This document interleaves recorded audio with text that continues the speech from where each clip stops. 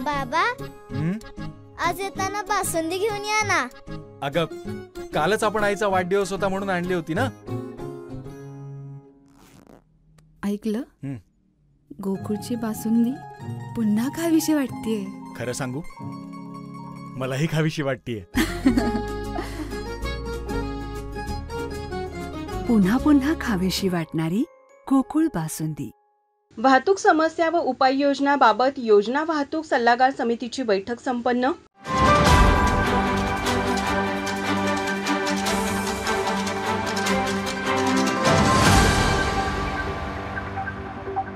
Police अधीक्षक कार्यालयातील conference हॉलमध्ये कोल्हापूर जिल्हा वाहतूक सल्लागार समितीची बैठक पार पडली. ही बैठक पोलीस अधीक्षक योगेश कुमार गुप्ता यांच्या मार्गदर्शनाखाली घेण्यात आली.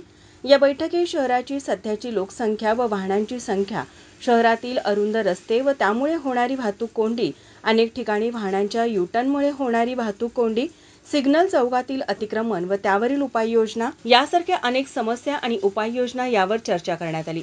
या बैठकीला अप्पर पोलीस अधीक्षक डॉ. बी. धीरज कुमार, उपविभागीय पोलीस अधिकारी शहर विभाग अजित टिक्के, वाहतूक शाखा पोलीस निरीक्षक नंदकुमार मोरे, तसेच शाहूपुरी, लक्ष्मीपुरी, राजारामपुरी, जुना राजवाडा पोलीस ठाण्याचे प्रभारी अधिकारी, स्थानिक गुन्हे अन्वेषणचे प्रभारी रवींद्र कळमकर, कोल्हापूर महानगरपालिकेचे अतिरिक्त आयुक्त राहुल रोकडे, शहर अभियंता रमेश मस्कर, सह अभियंता ट्रॅफिक विभाग सुरेश पाटील, जल अभियंता विभाग मयुरी पटवेगार, केएमटीचे नितीन पोवार, राज्य परिवहन एसटी विभागाचे संतोष बोरगे, बीएसएनएलचे उपविभागीय अधिकारी सचिन धनवडे, चेंबर ऑफ कॉमर्सचे अध्यक्ष संजय शेटे, माजी अध्यक्ष आनंद माने, लॉरी असोसिएशन अध्यक्ष सुभाष जाधव, विद्यार्थी वाहतूक संघटना अध्यक्ष शिवाजी पाटील, करवीर ऑटो युनियनचे अध्यक्ष सुभाष शेटे, विमलेश्वर फेडरेशन विनायक रेवणकर, ग्रेन मर्चंट्सचे वैभव सावर्डेकर, आरएसपीचे सचिव श्रीकांत मोरे, शीतल धनवडे, जयेश ओसवाल, रियाज नदाफ तसेच निमंत्रित व सल्लागार समिती सदस्य यांचे उपस्थितीत सदरची बैठक पार पडली. माझा महाराष्ट्र न्यूज, कोल्हापूर.